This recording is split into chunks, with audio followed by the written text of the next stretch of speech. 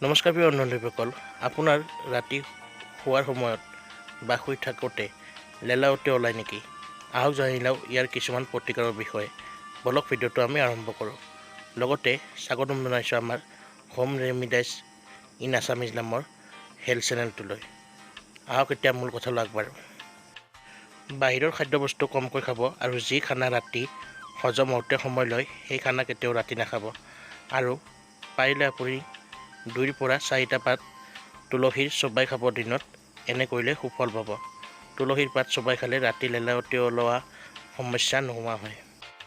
এই সমস্যাৰ বাবে আপুনি ফিটকিৰিও ব্যৱহাৰ কৰিব পাৰে। ইয়াৰ বাবে ফিটকিৰি পানীৰ লগত মিহলাই আপুনি সেই পানীৰে কুলু কুলু কৰিব পাৰে।